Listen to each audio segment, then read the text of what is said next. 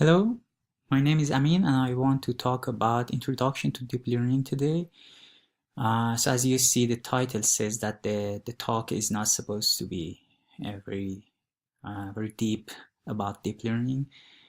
So I'm going to give you a rough idea of what deep learning technology is. We have the outline here, introduction about the motivation of deep learning and the concept of neural network, which underpins the idea of deep learning. And then we go to talk about the very basic ideas of deep learning based on deep belief network and convolutional network, neural network.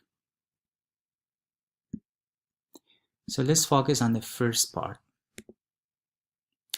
As you may know, deep learning is one of the most important technologies in the second decade of 21st century. It was already revolutionary and it had a very deep impact on new technologies in AI, artificial intelligence. And it changed the game of machine learning in recent years. Deep learning is part of the field of machine learning, which is already in part of artificial intelligence field. And the unique feature of deep learning is about its unifying role as a new approach that unifies all the different diverse approaches for solving machine learning problems under the same rubric, namely deep learning. So in the past, researchers in machine learning were working on different problems like speech recognition, pattern recognition, image processing with different methods, with different algorithms. And deep learning could kind of unify these attempts to solve AI problems by using a unique solution, which is deep learning. And as you see on this graph, the performance of deep learning increases when you have more data. But in older learning algorithm used in machine learning, we don't have any increase in performance once you increase the amount of data. But the deep learning is heavily based on the amount of data you give to the model, and it gives you more accurate output when the input is more. So when you have a lot of data and the problem is very complicated, like image processing, then deep learning is the best option. So let's look at the application of deep learning. As you see here, mainly it's useful for image recognition, useful in cell phones, and for processing the text, natural language processing, and for navigation stuff and computer vision problems or speech recognition. And it becomes increasingly more useful, and so researchers spend more time these days to work on its limitations and to come up with stronger versions of deep learning technologies. So what was the motivation for proposing this deep architecture or the deep learning models? We know that there are hard problems like speech recognition or image processing or natural language processing, which they're not very easy to be solved by using shallow architecture models. So using a deep neural network structure to solve these problems is necessary. And the idea of deep learning is based on the architecture of our brain. So it's not very unnatural And there is an intuition that our brain is so strong in problem solving, so it's good an idea to design the computers based on the structure of the human brains. Okay, let's talk about neural network and see how deep learning idea is different from just deep neural networks. So as you know, the idea of deep learning is inspired by the structure of our brain. So our brain is a hierarchy of neurons connected together, uh, strong enough to process the data coming from for example, the eyes, and to produce knowledge and make decision based on this knowledge. So the same structure is implemented in the idea of deep learning, and as you see here, so these layers stand for each neuron, and then we have the input, which is a picture, and we translate the picture in terms of pixels, and we try to process the data uh, using different layers, and to come up with the output, the decision, whether the input is a picture of a cat or no, it's not a cat. As you see here, a neuron is a very complicated cell which has different parts. We're not supposed to talk about biology of neurons, but a very simplified outline of what happens in neurons is here. So we have different inputs with different weights, and the sum of these inputs plus the bias can give us a decision to whether have the output or no output. For example, if there is enough pressure on your skin, you feel pain or you don't feel pain. So we have a mathematical model of the same structure as neural network idea in AI. And the function is, in this example, is a threshold of the pressure on the skin, for example.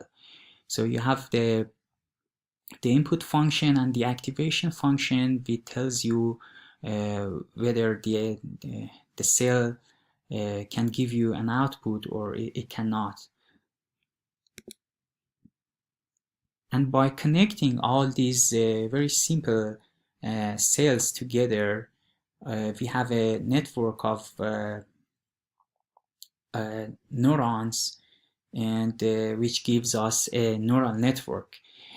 And in deep learning structure, we have a mediator layer between two input layers and output layers, namely hidden layers. So we add more hidden layers between these two input and output layers, which gives us more power to process the input and to have a more accurate output. And if the hidden layers are more than 2 layers, we can call the network a deep network.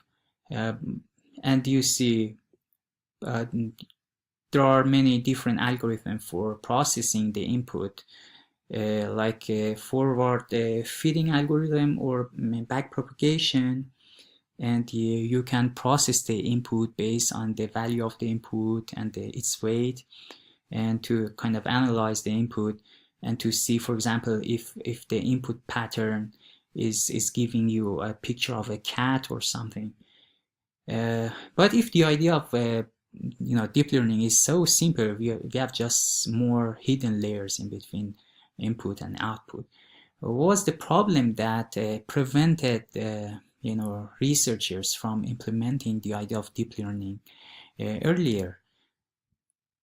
So in the next slide, we review some of these problems. So partly these problems are because of hardware problems. For example, storing big data or processing using very powerful CPUs or GPUs to process images or a big amount of data. But the most important part was about theoretical problems, because the process between these layers in hidden layers is not very efficient. The more amount of data you have, the more difficult to process.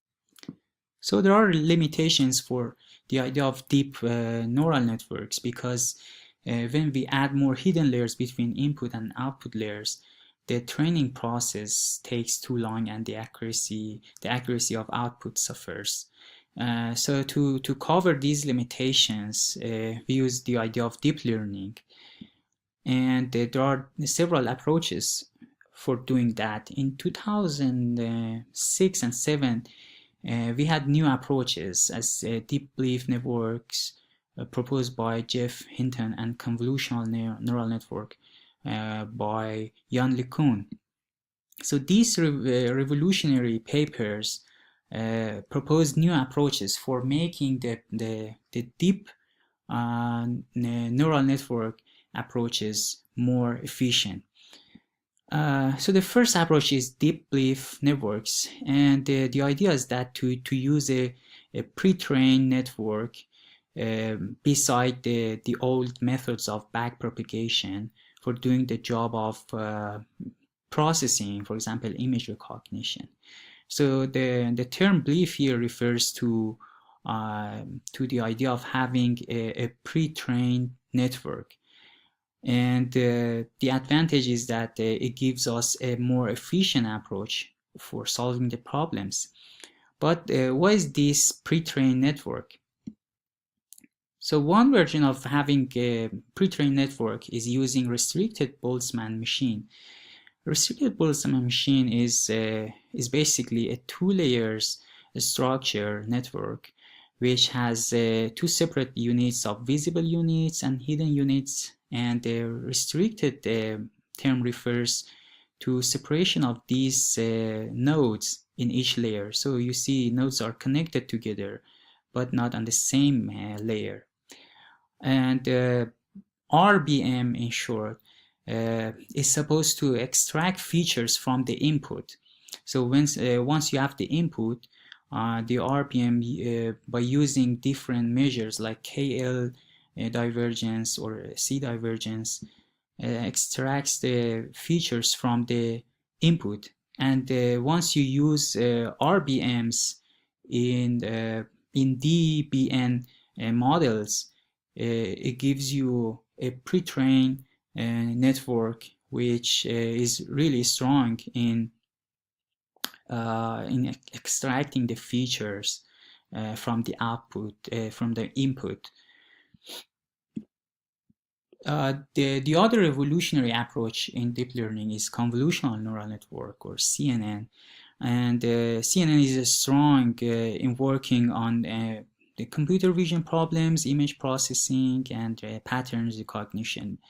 The rough idea about CNN is that there are very specific filters which are sensitive to certain patterns, and they can recognize those patterns.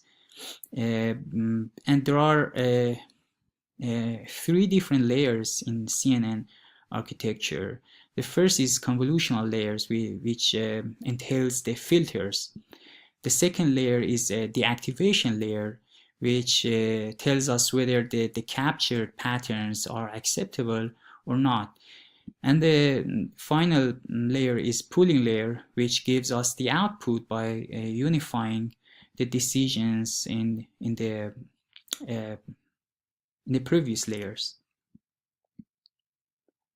And here you have an overview of the whole process in CNN.